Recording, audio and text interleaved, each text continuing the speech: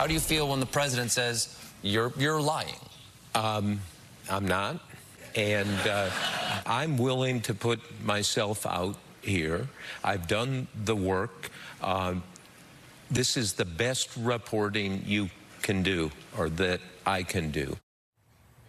So that, of course, was Bob Woodward defending his new book, Fear, Trump in the White House, on The Late Show overnight. This thing's already a bestseller, officially out today, with some folks buying their copies at midnight here in Washington at this bookstore. You can see it there. Woodward's making the rounds on all these outlets just this week alone. He's going to be here on this network tonight at 9 Eastern on The Rachel Maddow Show and on Morning Joe tomorrow. Yes, it is kind of a media blitz, and the president seems to have noticed. He and the White House are pushing back big time on what they call a work of fiction.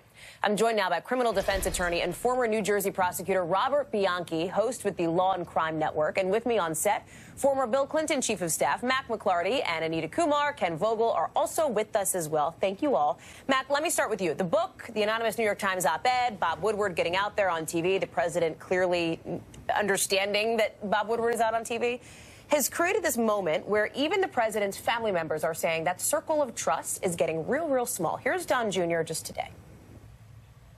I think there are people in there that he can trust. It's a much smaller group than I would like it to be. Who do you trust? Well, I'll keep that to myself. And they're not family? Well, obviously, yeah, I'm talking outside of family. I think that one goes without saying. So shrinking circle of trust, do you think that's the right move for the president? Does he have any other choice? That's usually not a good thing in a White House or any organization. It's a bubble in the White House anyway. And when you get that circle smaller, it becomes more insular. That does not lend itself to the right kind of atmosphere or the right kind of decision-making, Hallie, in a White House. What is the other alternative for the president?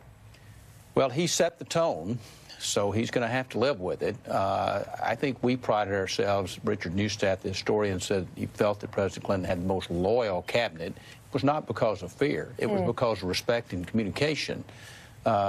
So I don't know whether the president can reset here in terms of his relationships or not, Hallie. Let's talk strategy more broadly here. And I want to put back up that graphic that you appreciated that we showed a moment ago, all the places where Bob Woodward is out talking about his book, right? It's a campaign. It's his own campaign to sell this thing. I was at the press briefing yesterday with Sarah Sanders, and she was asked, are they going to compile a list of inaccuracies in that book? Because Bob Woodward is talking about the anecdotes that he has reported and stands by. The White House says, big waste of time for us to do that.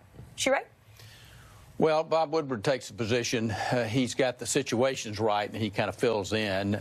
He's a respected journalist. So I think this back and forth with Bob Woodward, that does not send a message to people of this country that the president and this administration is focused on their concerns. I don't think that's a winning battle for the White House. I've been told, Anita and Ken, by folks that senior staffers around the president are like, listen, don't talk about it. Don't tweet about it. Lay off, because that'll starve it from the oxygen, as there are other big news stories that are now coming to the forefront. They want to be talking about the economy and all these other issues. That's exactly what I'm hearing. It's a balancing act right now in the White House. So they're the staff are trying to say to the president, okay, we hear your concerns. We're doing something about it. But they don't want to stress it too much. They want to go on to the hurricane, to the midterms, and everything else they need to do.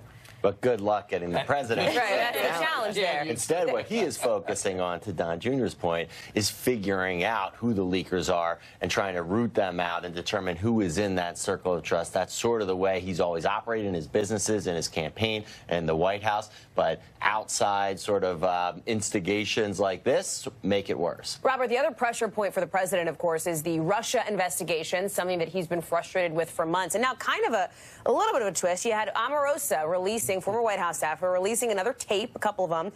The president can be heard with Sarah Sanders and Hope Hicks talking about the so-called Steele dossier and Hillary Clinton. I want to play that for you. I think Hillary's getting killed now with Russia. The real Russia story is Hillary and collusion.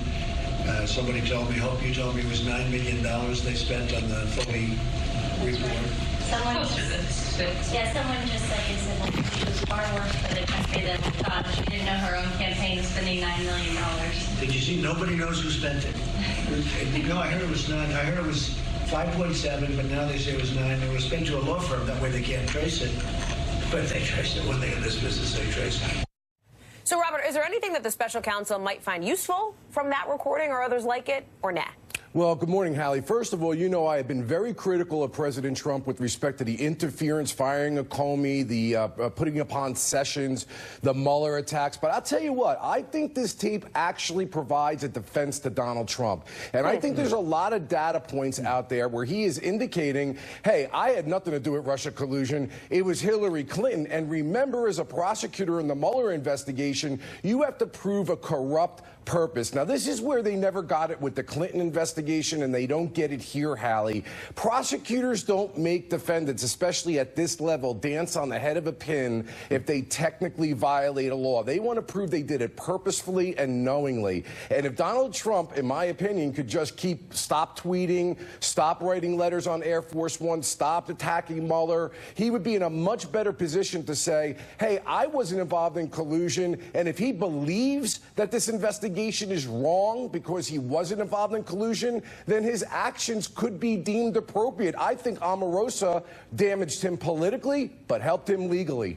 Can you just explain that, though? I'm having trouble getting your link between why you think this recording helps the president. Because in it, there's no indication in there. He's saying, I had nothing to do with collusion, basically. This is fake. Clinton is the one that had something to do with collusion. And Donald Trump keeps repeating this refrain over and over. Now, maybe his underlings had something to do with it. Look, these books, all this op-ed piece is showing chaos in the administration. A man who can't control his most loyal people. This all inures to his detriment, his benefit, rather, that he is saying that I'm not in control of these things. So if these people did these things, doesn't necessarily mean I did them. He believes Clinton is the one who is colluding with the Russians, not him. I think it helps him legally. All right, Robert Bianchi, we'll see. Matt McClarty, thank you both for being on. I appreciate it.